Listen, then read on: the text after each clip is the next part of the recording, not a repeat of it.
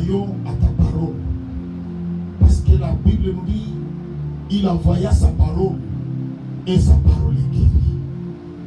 Papa, la Bible ajoute, c'est poussé par le Saint-Esprit que les hommes ont parlé de la part de Dieu. Seigneur notre Dieu, nous avons besoin de la présence divine de Dieu dans cette salle. Et pendant l'intervention, que Jésus-Christ soit élevé comme Seigneur. Tout ce qui n'élève pas ton nom, tout ce qui est de l'ennemi, divagation des pensées, envoûtement, distraction, nous repoussons cela dans le nom de Jésus. Que la grâce, que la faveur du Seigneur soit avec nous dans le nom glorieux et merveilleux de notre Seigneur. Nous t'avons ainsi prié. Amen. Nous allons nous asseoir. L'église, je vais continuer pour aller terminer notre enseignement que nous sommes en train de parler sur les veaux d'or. Dans Exode chapitre 32, malheureusement, j'ai essayé de faire de mon mieux, mais je n'ai pas pu. Pour avoir aussi une Bible que nous pouvons mettre ça dans l'écran en anglais, mais je vais toujours travailler sur ça. Nous sommes un homme, nous sommes des hommes de Dieu, nous allons y arriver. Ce qui n'était pas avec nous dans l'église, nous sommes en train de parler sur le veau d'or. Nous sommes en train d'expliquer à l'église sur le veau d'or. Le dimanche passé, j'ai expliqué le veau d'or veut dire vous placez quelque chose à la place de Dieu.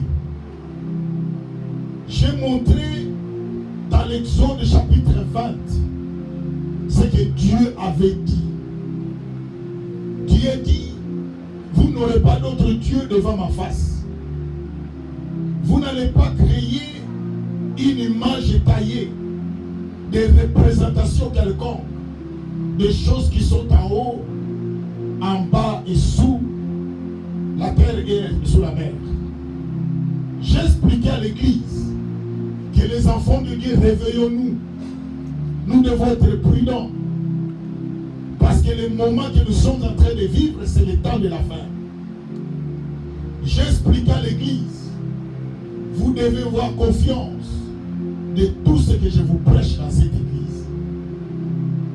Je vous ai fait une promesse. Quand j'ai prêché la parole de Dieu, j'ai même expliqué à l'église, lorsqu'une personne qui n'a pas Dieu dans sa vie, lorsqu'il meurt aujourd'hui, sa destination, c'est l'enfer. Et lorsqu'une personne a Jésus dans sa vie, sa destination, c'est le royaume. Mais avant d'aller au royaume, il y a un endroit qu'on appelle une salle d'attente. Avant d'hériter le royaume ou avant d'aller en enfer. J'ai parlé pour les païens, pour ceux-là qui ne connaissent pas Dieu, l'endroit où on appelle ça séjour des morts. J'ai même parlé ça à l'église. On a lu, je ne sais pas, on n'a pas lu avec vous. J'ai donné les textes, c'était à Luc, chapitre 16, du verset 19, et vous descendez jusqu'à 31. J'ai donné l'exemple de ce que Jésus avait parlé de l'homme riche et du pauvre Lazare. J'ai expliqué que l'homme riche est mort et pauvre Lazare aussi est mort. Mais les deux personnes, les endroits qu'ils sont partis, qu'ils sont allés, étaient différents. J'ai expliqué à l'église, faisons attention. Ta destination est reconnue lorsque tu es sur cette terre. Là où tu vas te retrouver est reconnu lorsque tu es encore sur cette terre. Ça dépend de la façon dont tu marches avec Dieu. J'ai expliqué que l'homme riche était dans le séjour des morts, selon les textes que j'ai donnés. Et je vais encore vous ajouter dans le paradis. Lorsqu'une personne a Jésus dans sa vie, lorsqu'une personne a donné sa vie au Seigneur, il a cru en Jésus, sa vie, avant d'aller au ciel, il reste dans le paradis. Je peux même vous montrer ça à la lumière de la parole de Dieu. Parce que c'est la Bible. Dans Luc, chapitre 23, du verset 43. Luc, chapitre 23, du verset 43. Regarde l'église. C'était l'histoire. Quand Jésus était sur la croix, la Bible nous dit, Jésus était crucifié avec les deux brigands. Il n'était pas seul. Il était avec les deux brigands. Mais l'un des brigands s'est moqué de Jésus. Mais l'autre a refusé qu'on se moque de Jésus. La Bible nous dit, l'autre a dit, nous payons notre péché ici sur la croix. Mais cet homme qui dit te moque de lui, lui n'a rien fait. Il a expliqué l'église.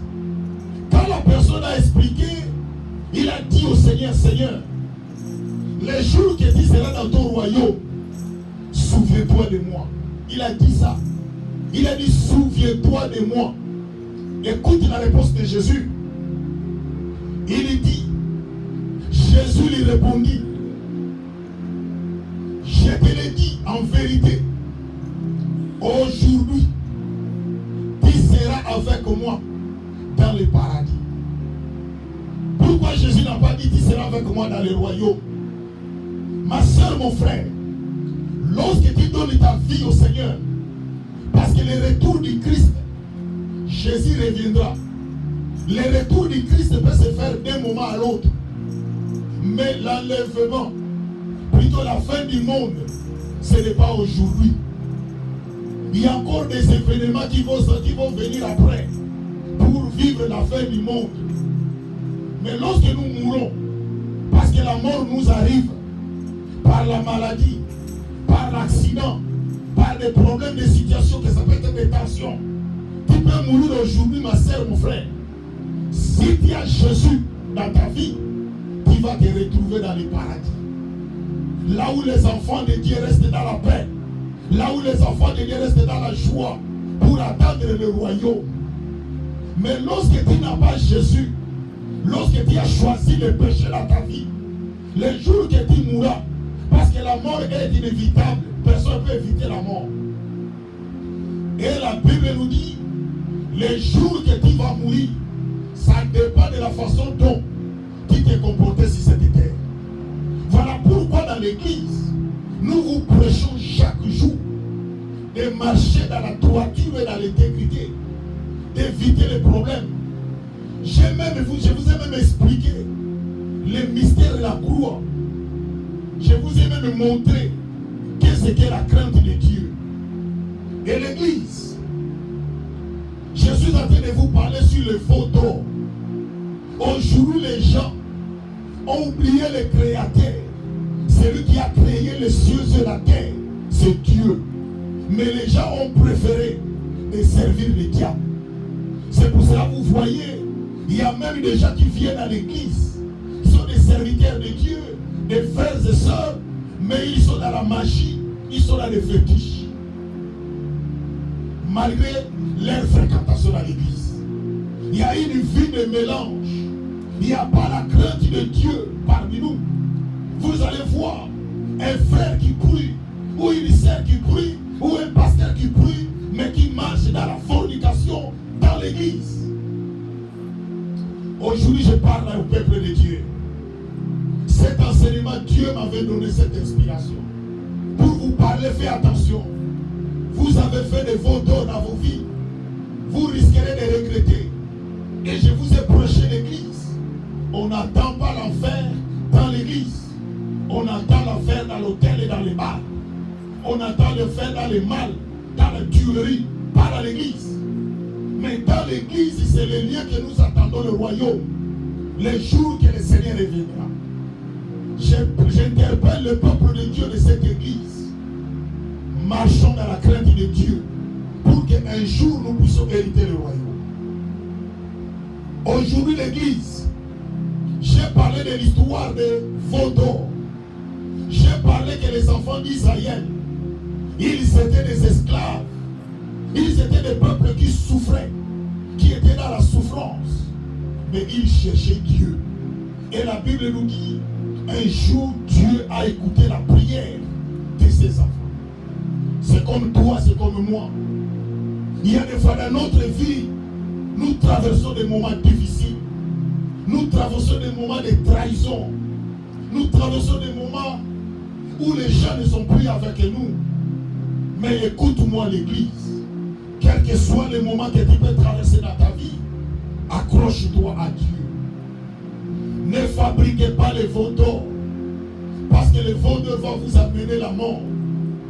Je suis en train de parler sur la conclusion de cet enseignement. Mais dans la conclusion, il y a 5 points. J'ai parlé premièrement de la colère de Dieu.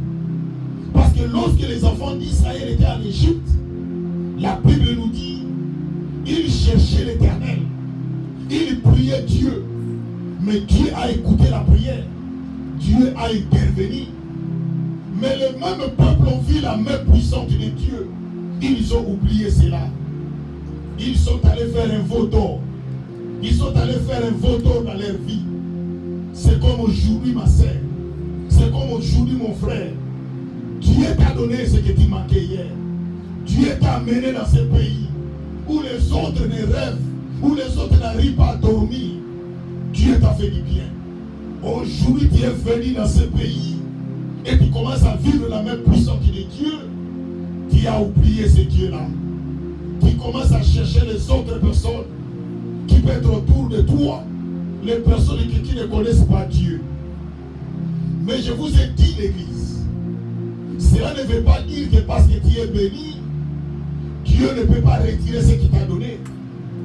Cela ne veut pas dire que ce que tu as dans tes mains, Dieu ne peut pas l'arracher. Rappelez-vous de l'histoire de Job. La Bible nous dit, Job avait les enfants, Job avait la richesse, Job avait tout. Mais il y avait un jour, Dieu a tout retiré. Dieu a tout récupéré. Et la Bible nous dit, Job est resté main vide. Ma soeur, mon frère, ce que tu possèdes, ce n'est pas une garantie. Aujourd'hui, Dieu t'a donné un mari, Dieu t'a donné une femme, Dieu t'a donné les enfants, Dieu t'a donné de l'argent, Dieu t'a donné le travail. Tu as oublié ce Dieu-là. Mais laisse-moi te dire, Dieu est capable de retirer ça et tu restes les mêmes réduits. Parce que tu as fait un veau d'or, ce qu'on appelle l'ingratitude. Tu es méconnaissant. Tu n'es pas reconnaissant envers celui qui t'a donné. Aujourd'hui, l'église, lorsque les enfants d'Israël ont sorti de l'Égypte, la Bible nous dit, Dieu s'est manifesté d'une façon puissante. Dieu les a délivrés. Dieu les a sauvés. Et la Bible dit, les enfants d'Israël ont chanté à l'honneur de l'Éternel. Il dit, Dieu de nos pères s'est souvenu de nous. Ma soeur, mon frère, je vais dire à quelqu'un, Dieu aussi s'est souvenu de toi. Dieu aussi a pensé à toi. Dieu aussi t'a donné ce que tu as besoin. Mais aujourd'hui, tu as oublié ce Dieu-là. Dans la conclusion, j'ai parlé premier point de la colère de Dieu. Dieu était en colère. Parce que les enfants d'Israël, ils ont désobéi à Dieu. Ils n'ont pas obéi à la voix de l'Éternel. Ils ont oublié ce Dieu-là. Ils ont fait le fond d'or.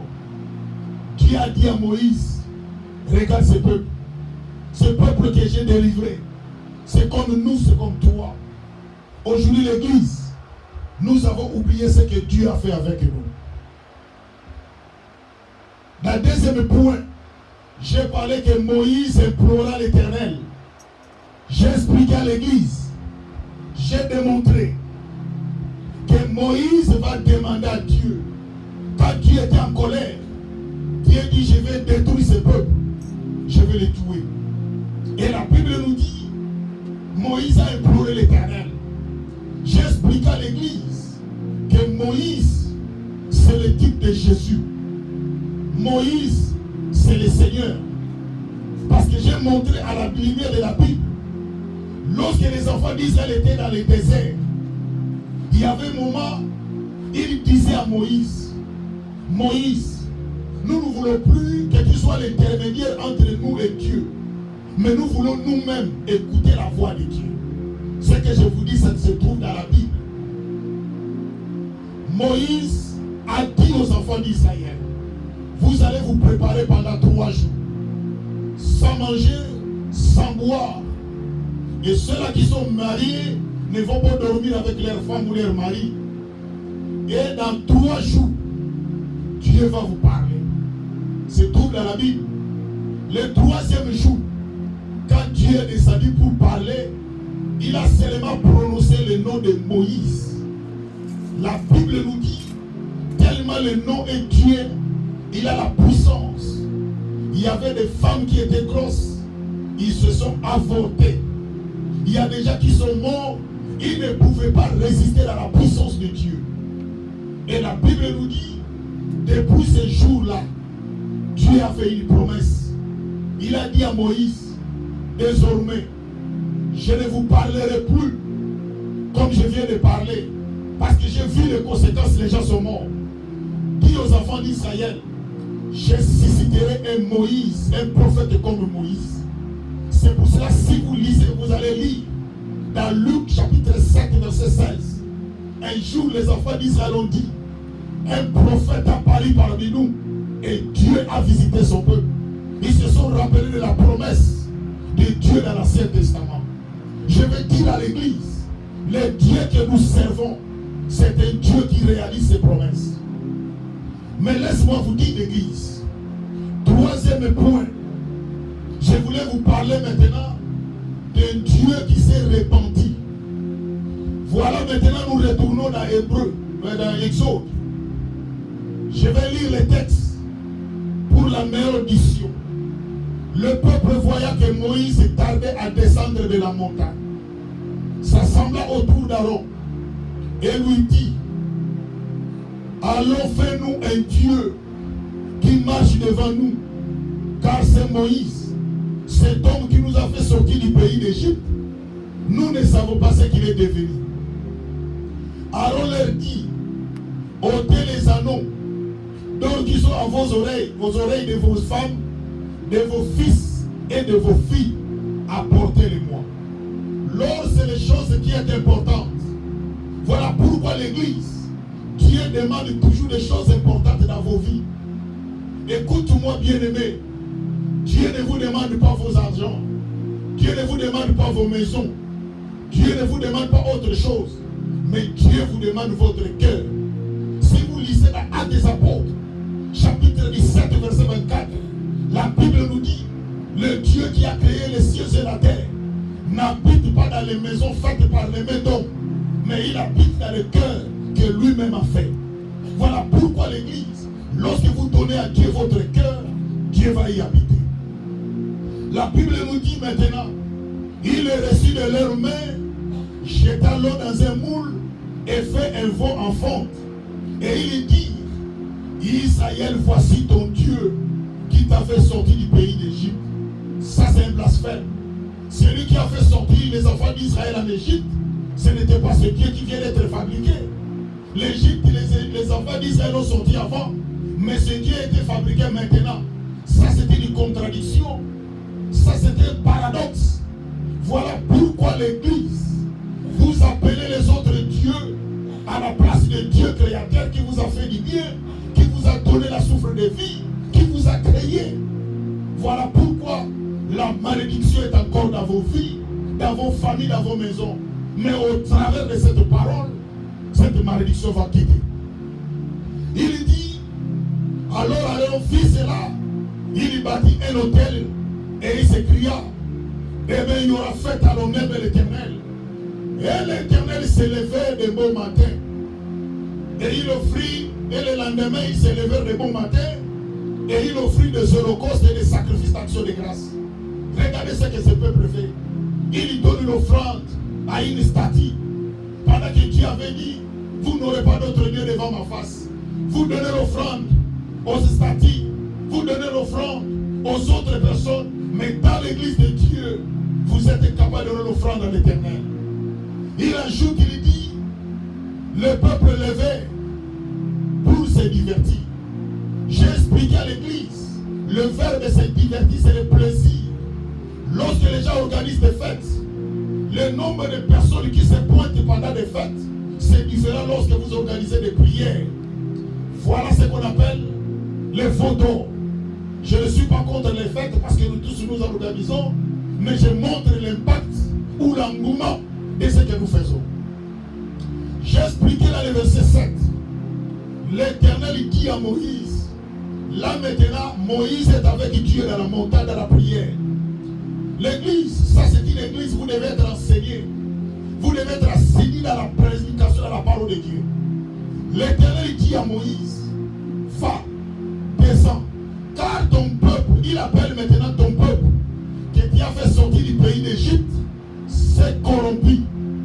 J'explique à l'église, aujourd'hui le monde est corrompu. Nous sommes dans la corruption. Il n'y a rien de marche. Nous sommes dans une corruption totale. Aujourd'hui, nous n'avons plus de valeur. Les enfants n'ont plus de respect envers leurs parents. Les enfants n'ont plus de respect envers leurs grands frères. Aujourd'hui, nous ne connaissons plus où nous sommes. Aujourd'hui, les enfants peuvent voir la nullité de leurs parents. Même les parents peuvent voir la nullité de leurs enfants. C'est l'abomination. L'église, écoute-moi. C'est pour cela que Dieu est en train de frapper. Dieu est en train de frapper. Parce que vous êtes dans l'abomination. Il ajoute, Dieu dit à Moïse, ce peuple s'est corrompu. La corruption. Une église corrompue. Je parle aujourd'hui du peuple de Dieu. L'église du corps du Christ. J'ai expliqué à l'église que nous avons deux sortes de l'église. L'église du corps du Christ qu'on appelle l'église universelle. L'église invisible et l'église locale qu'on appelle l'église visible. Mais l'église universelle corps du Christ est corrompue aujourd'hui. Nous n'avons plus de valeur. Il n'y a plus la prière dans les églises. Il n'y a plus la lecture de la Bible. Mais aujourd'hui, c'est la chair qui nous anime. C'est le plaisir de ce monde. Tout le monde préfère regarder des choses inutiles pour voir des nullités. Mais ils ne sont pas prêts de lire la parole de Dieu et de prier. Laisse-moi vous dire, nous avons deux destinations. Soit séjour de mort, soit du paradis. Cela dépend de la vie que tu as tenté d'amener sur cette terre. Si tu ne te prépares pas, ce n'est pas ma responsabilité. Moi je vous prêche, parce que moi-même qui vous prêche, je marche dans la droiture, dans l'intégrité et dans la crainte de Dieu. Il ajoute, il dit maintenant, dans le verset 8, ils se sont promptement écartés de la voie que je leur avais prescrite. Bien-aimés, aujourd'hui nous avons oublié la voie de Dieu. J'ai parlé le dimanche. Lorsque nous étions encore avant de venir ici, parmi nous, il y avait des intercesseurs. Parmi nous, il y avait des gardiens d'âme. Parmi nous, il y avait des gens qui servaient les celles qui étaient des servantes. Mais aujourd'hui, vous êtes qui? Aujourd'hui, vous êtes qui? Vous êtes plongé maintenant dans les oubliettes, dans la vallée des oublis. Et il dit, ils se sont fait un veau d'enfant, ils se sont prosternés devant lui et ils lui ont offert des sacrifices. Et il dit même, Israël, voici ton Dieu qui t'a fait sortir du pays d'Égypte. Peuple de Dieu, réveillons-nous. Nous sommes plus, nous avons appelé notre de Dieu à la place de Dieu que nous venons prier ici. Regardez, chaque samedi nous sommes ici à la prière. Où sont les sœurs? Où sont les frères? Je parle et je prêche. Chaque vendredi nous avons la prière des jeunes. Où êtes-vous? Où êtes-vous l'église?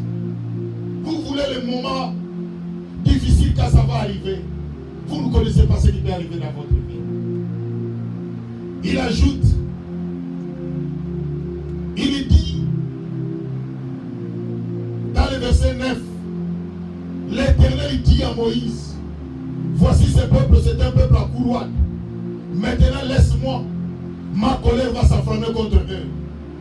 Je les consumerai. Dieu parle de verbe consumer. C'est le feu. Je le ferai de toi une grande nation. Dieu voulait dire que je vais détruire ce peuple pour créer un autre. Je vais dire à l'église, ma soeur, mon frère, tu peux être éliminé sur cette terre. Ça n'ajoutera ni moins ni plus dans la vie de Dieu. Dieu est capable de prendre les choses inutiles, de leur donner de la valeur. Et j'ai toujours l'habitude de dire à l'église, accrochez-nous au Seigneur. Mais Moïse va implorer l'Éternel. Il va demander miséricorde. Seigneur, ne les tuez pas. Ne les tuez pas, Seigneur. Plus, il va demander pardon à Dieu. Mais ce que j'ai aimé, Dieu s'est réparti. Dans le verset 12, il dit maintenant, pourquoi les Égyptiens diraient-ils, c'est pour le malheur qui les a fait sortir, c'est pour les tuer dans les montagnes, pour les exterminer de dessus de la terre.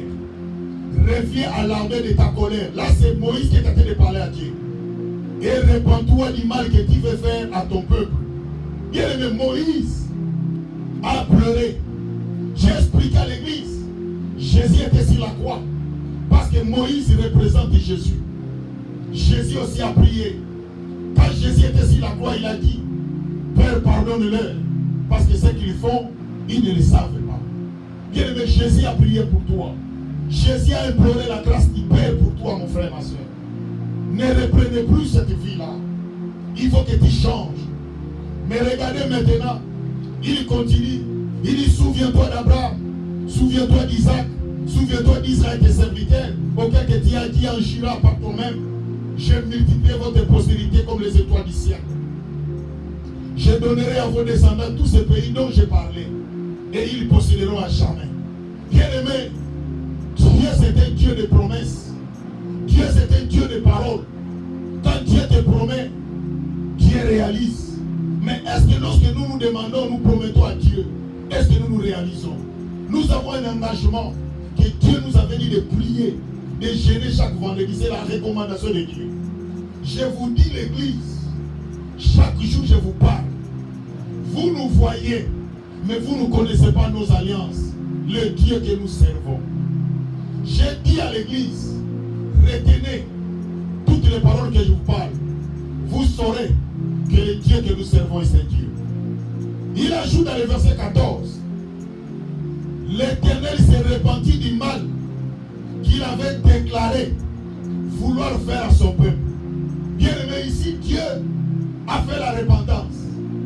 Mais pourquoi vous ne vous repentez pas? Regardez maintenant ce que nous allons ajouter dans notre enseignement. Je parle de la repentance de Dieu. Luc, chapitre 19. Prenez et regardez.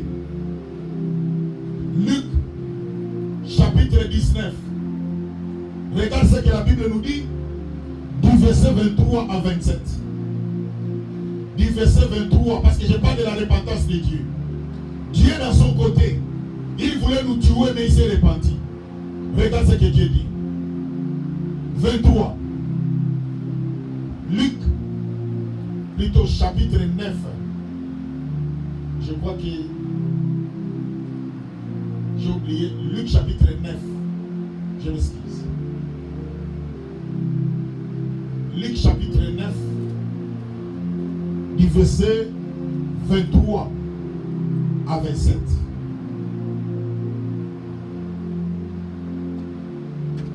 Regarde ce qu'il dit.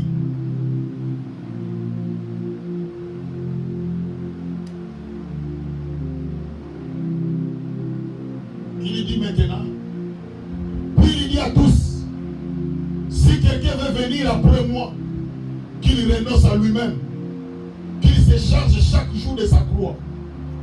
Ma soeur, Jésus a porté la croix. Il nous dit, si quelqu'un veut venir à lui, qu'il porte sa croix. me suivent. Bien aimé, pour suivre le Seigneur, c'est une croix. La croix, c'est une charge. Voilà pourquoi dans notre vie, ma soeur, nous marchons pas comme le monde. La Bible nous dit, Jésus a dit ça. Dans Jean chapitre 17, verset 15 à 17. Il dit, Père, je ne te prie pas de les ôter du monde, mais de les préserver du mal. Parce qu'ils sont dans le monde, mais ils ne sont pas de ce monde. Ma soeur, mon frère, tu n'es pas de ce monde, mais tu te comportes comme les personnes de ce monde. Regarde maintenant ce qu'il dit. Car celui qui voudra sauver sa vie, la perdra. Mais celui qui la perdra à cause de moi, la sauvera. Bien aimé, tu vas sauver ta vie en gagnant la vie, en achetant des maisons, en achetant des voitures. La Bible dit un jour tu vas les perdre. Rappelez-vous quand je vous ai prêché que le jour que tu vas mourir, mais les autres vont prendre ta richesse. C'est normal, même moi qui vous prêche. Rappelez-vous, je vous ai parlé un jour, ma mère est morte.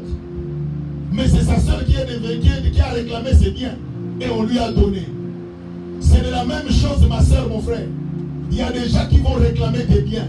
C'est ce que la Bible dit. Il dit car celui qui voudra sauver sa vie la perdra. C'est-à-dire, mais celui qui la perdra à cause de moi la sauvera. C'est-à-dire, tout ce que tu fais pour le Seigneur, tu le retrouveras. Mais tout ce que tu fais pour ce monde, tu vas la perdre. Mais c'est pour cela que je vous prêche l'église.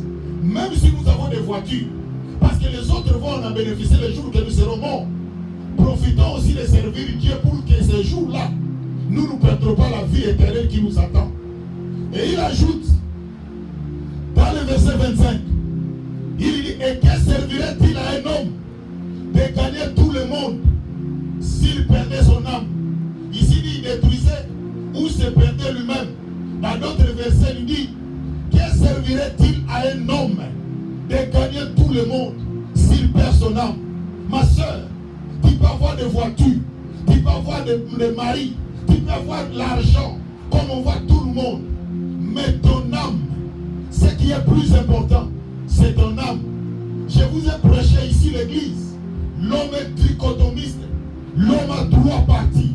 L'homme a le corps, a l'âme et l'esprit. L'esprit, je vous ai déjà expliqué. Quand quelqu'un meurt, j'ai montré que l'esprit de l'homme est en contact avec l'esprit de Dieu ou l'esprit du diable. L'âme, c'est les émotions, c'est les sentiments.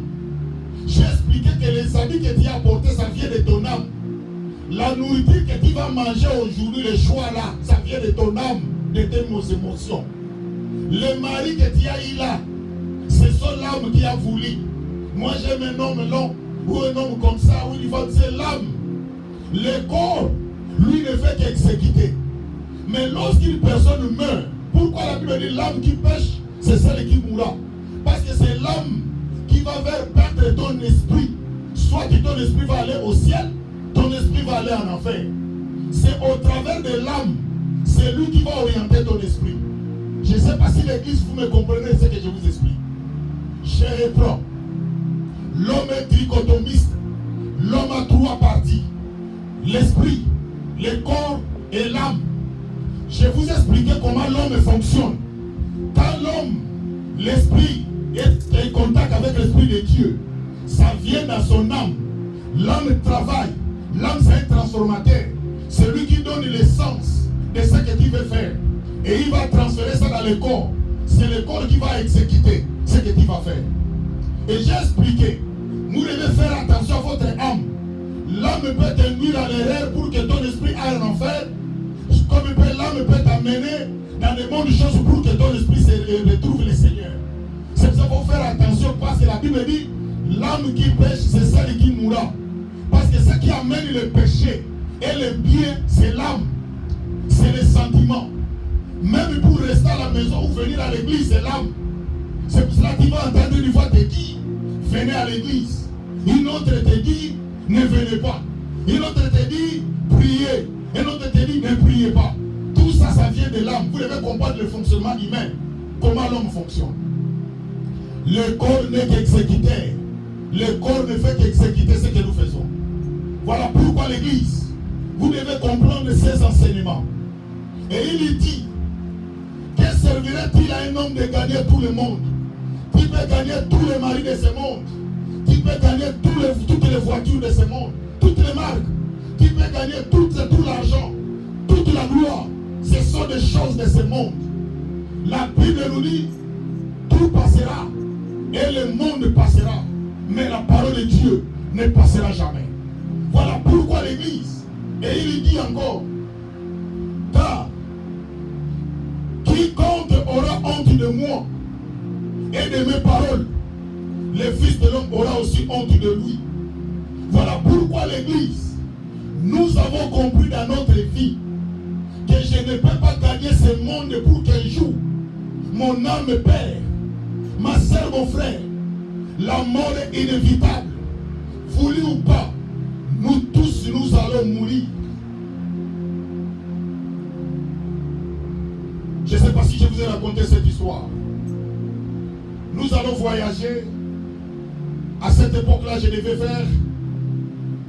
J'avais pas de l'argent pour payer la classe.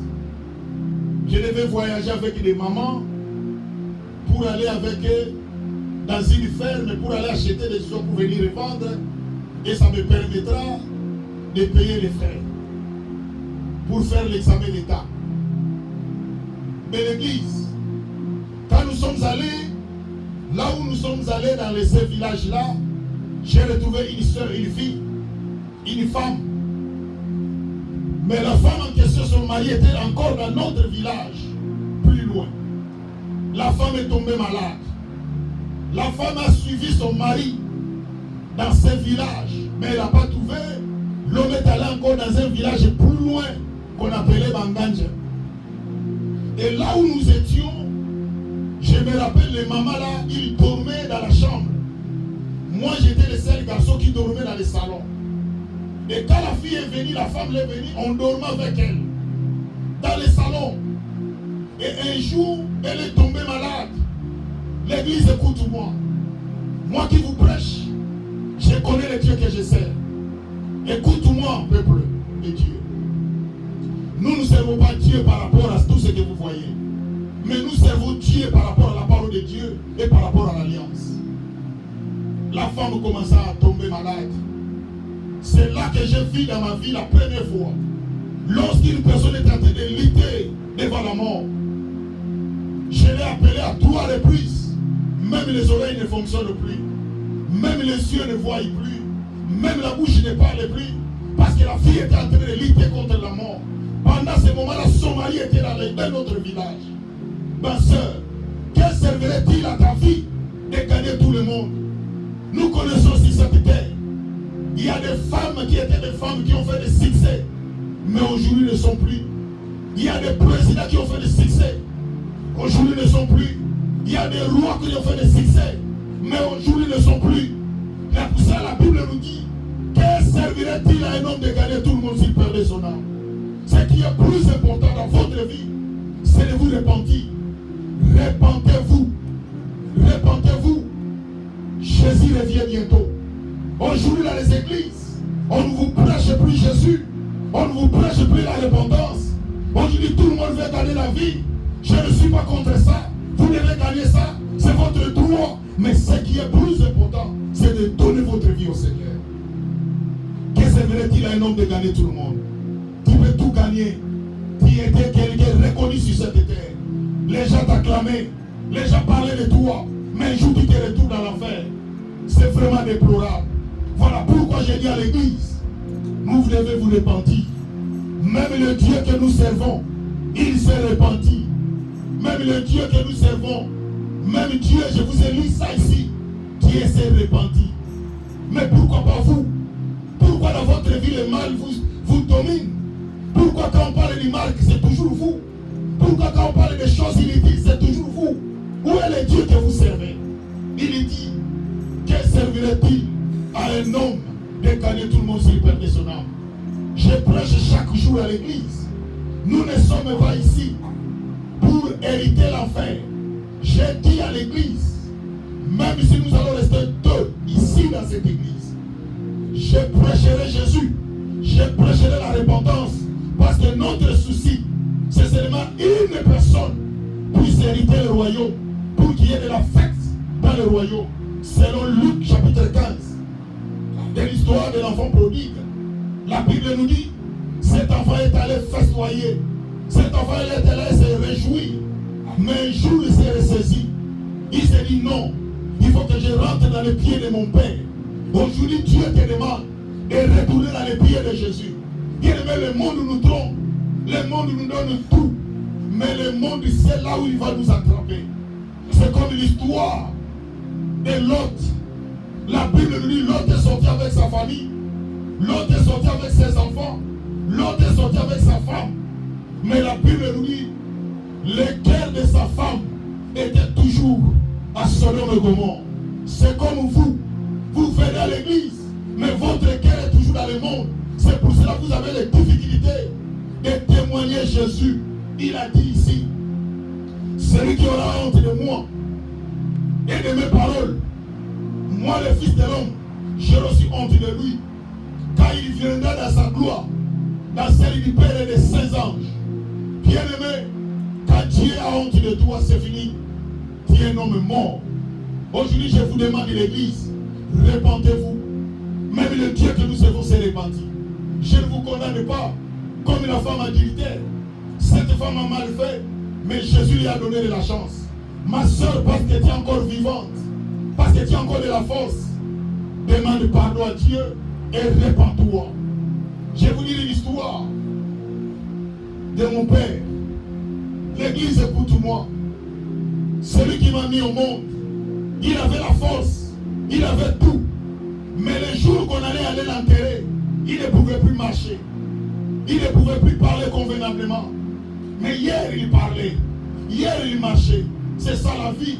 La vie a des surprises. Tu ne sais pas ce qui peut t'arriver demain. Parce que le monde nous a aveuglés. Nous n'arrivons plus à servir Jésus. Nous n'arrivons plus à servir Dieu. La prière devient la honte. La prière devient l'opprobre. Nous sommes incapables de prêcher Jésus, de parler aux gens de Jésus. Nous avons la peur, la frousse. Pourquoi? Parce que nous ne sommes pas repentis. Ces gens qui nous regardent, ils savent notre vie. Ils savent comment nous nous conduisons. Et je vais dire à l'église, j'ai toujours l'habitude de vous dire, écoute-moi, peuple d'Israël, peuple de Vermont. Le Dieu que je sais, je connais le Dieu que je sais. Vous ne me trouverez pas dans le mal. Vous ne me trouverez pas dans le péché. Parce que le temps que j'ai maintenant et l'âge que j'ai, ce n'est plus l'âge de faire des blagues. Le monde nous dit, la vie n'a pas de prions. Vous devez mettre l'israël dans votre vie. Vous devez mettre l'israël, mon frère. Parce que le jour que tu mourras, il n'y aura pas une autre qui te nom. Il n'y aura pas une autre maman. Il n'y aura pas une autre soeur. C'est ta vie qui est partie. Je vous ai raconté l'histoire d'une maman qui a perdu son fils. La maman pleurait. La maman disait, quand vous allez enterrer mon fils, vous allez m'enterrer aussi.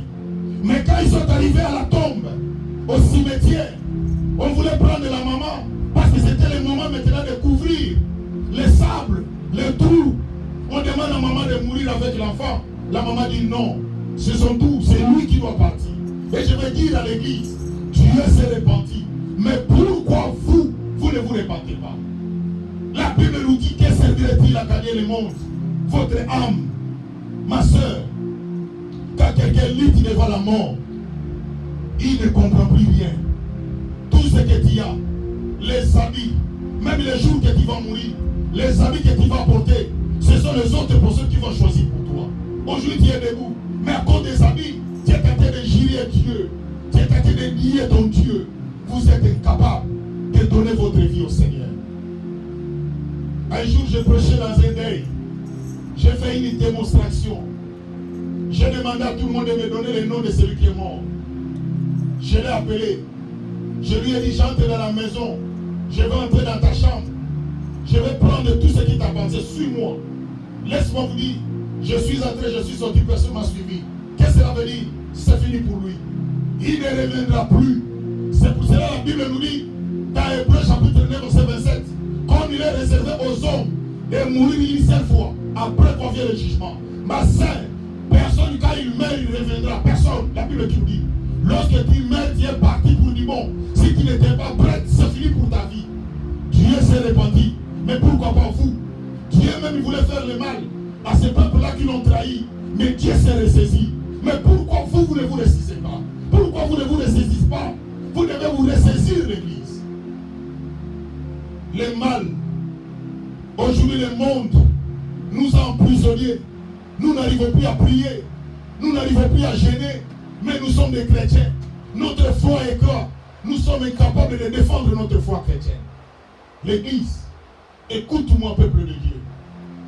Répentez-vous. Répentez-vous. Vous avez fait des faux dons dans vos vies. Vous avez pris l'argent comme Dieu. Parce que maintenant tu as l'argent. Mais tu as oublié Dieu. Je ne suis pas contre ton argent. Mais je veux que tu aies l'argent. Mais Dieu est toujours dans la première position. Parce que la Bible nous dit, dans Genèse chapitre 1, verset 1, au commencement, Dieu créa. D'abord la présence de Dieu et la création après. Vous devez lire la Bible. La Bible ne dit pas au commencement la création de Dieu, mais la Bible dit au commencement Dieu créa. On parle d'abord de Dieu, de l'existence de Dieu. Qui a créé Dieu? Personne. Personne n'a la réponse de celui que nous servons, qui l'a créé. Mais la Bible nous dit, la Bible nous montre que les choses que nous possédons, c'est Dieu qui a créé. Cela veut dire toute personne qui a Jésus en lui, toute personne qui a Dieu en lui, il a la création en lui. Mais pourquoi nous vivons dans les versions de valeurs? Répentez-vous.